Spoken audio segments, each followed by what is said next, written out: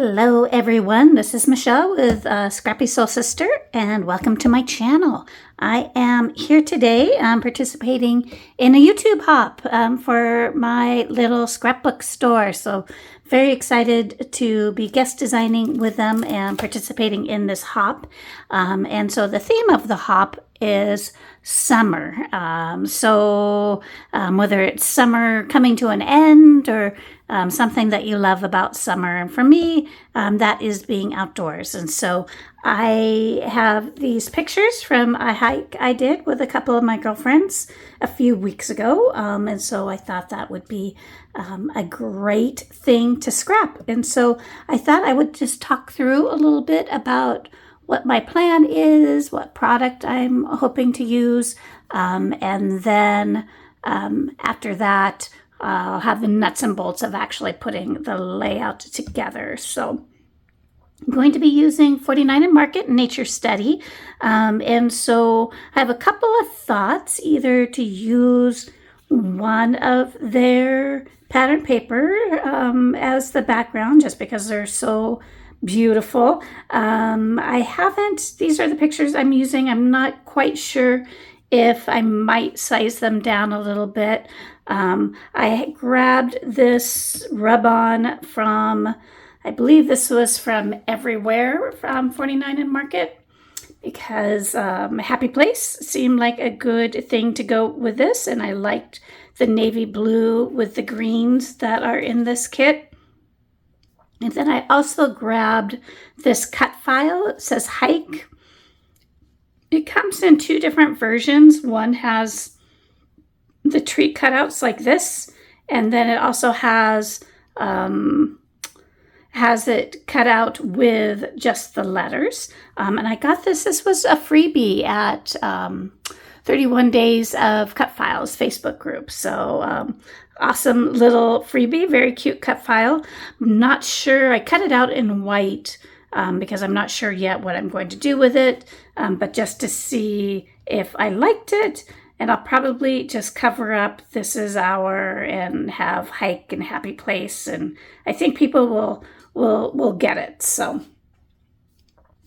my other thought would be just to do white cardstock and maybe do a little mixed media and then use a lot of the patterned papers to build up some layers. So that is one of the possibilities that I might do as well. I did get the rub-ons, so that is always great with white and light color like this. And then I had the laser cut elements. I already kind of broke them up into bits and pieces. And I have the chipboard words.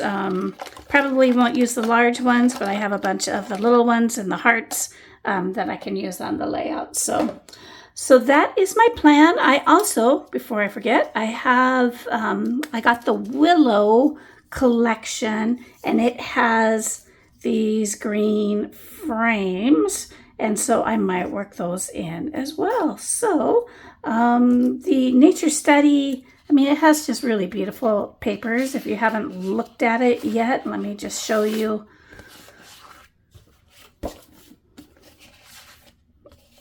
Some of these I've cut into a little bit, but just real, a lot of these are just real muted and very easy to use. And then the flip side, again, still real easy, coordinates really well, and so I'm really excited to use these on this layout.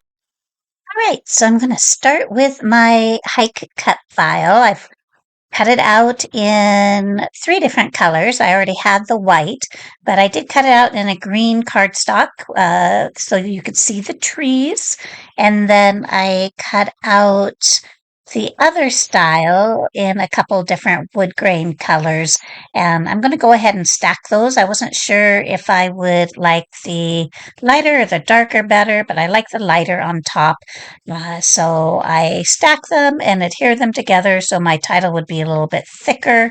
And now I am going to put some foam adhesive on it so it can have a little bit of a gap between this letter and the green one with the trees.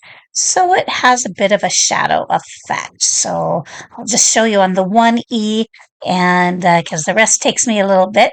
Now I'm trying to figure out, you can see there I've cut out quite a few of my layering pieces that I'm going to use, and I did go with this greenish pattern paper from my background. So let me go ahead and adhere that rub on. I love the 49 and Market rub-ons. They just go on so easily. And off camera, I did ink the edges of all of those layering pieces I'm going to use. And yeah, so far so good. I have also picked some layering pieces to go with my title, and off camera I did find a couple of those willow frames to go around my other pictures, and as you can see I sized those down a little bit. And then I found this beauty word that I thought would work really well under my happy place. So I'm liking how the title and kind of the subtitle, how all that is working so far. Now I go a little stencil crazy on this layout in places, and so here we go. So for this tree stencil, and I believe this is a Simple Stories stencil, I had this in my stash. I'm going to go ahead and use old paper and brush corduroy to get some trees down. And I used my pouncers for the very first time, and I really had fun with those. It's just a really different technique than some of the other tools that I've used to put ink down through stencils. So they definitely have their place in my toolkit, and I'll be using those a lot. So I also have this Tim Holtz stencil. I put some ink down on the edges. This is Rustic Wilderness, I believe, and a rub-on from the nature study to kind of finish off that look around that larger pattern paper piece. Yeah, so far so good. I like how that is going. And I wanted to add a little bit more of that navy blue. So I have a stamp from my stash that is kind of a grungy looking stamp that I'm going to do on the other three edges to kind of help bring in a little bit more of that color. And I believe it was Chip Sapphire Distress ink that I used for that. And I like that. So I'm going to build up a little bit more with a couple of verbiage stamps that are from my stash that had that same kind of outdoorsy or hikey verbiage. Now I tried first with a gray uh, ink pad and it just wasn't dark enough, so I went to a brown one. So that one shows up quite a bit better, though both of these uh, do get hidden a bit. You can I like things that kind of peek out a little bit to help build that depth. And so that's what these are doing. And so I also have another ribbon from Nature Study. They're off to the left. So I like how that is working out so far. And I want to do a little bit more up on top. And I am going to add quite a few butterflies in different places. And so I'm going to start with this rub-on up at the top above my picture. And that's one of the fun things. I really like this pattern paper because it has a bit of pattern paper, but not real bold, so it allows you to add on a lot of rub-ons to kind of put some emphasis in places that you really want to focus on. So I have a floral with a butterfly that I'm working on here, and then I'm going to put another large piece over to the left. So building those little mixed media areas and trying to keep them somewhat balanced because this layout just feels like it needs something in all four sides. And that helps balance out the larger title, at least in my eyes. So, okay, so like I said, I go a little stencil crazy on this layout. So I have this 12 by 12. I didn't see it in the store, but this is a uh, crafter workshop 12 by 12 stencil. And so if you like it, if it's still available, Michelle might be able to get it for you. It is my favorite stencil, just because it is so versatile and it just adds a little bit of texture and goes with so many different things. And so I find it to be very versatile. So I use it quite a bit, and it helped add a little bit of white into that pattern paper as well. So, what did I say? Stencil crazy. So here's another one.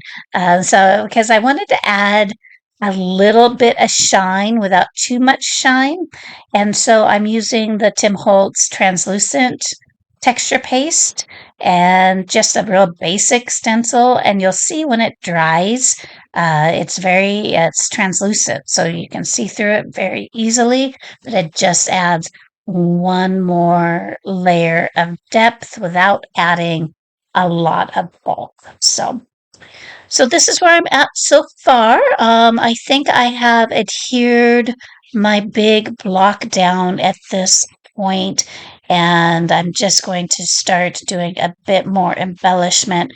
I do have my title down there as well, or not my title, I'm sorry, my tag with my journaling. And I decide to add in some flowers.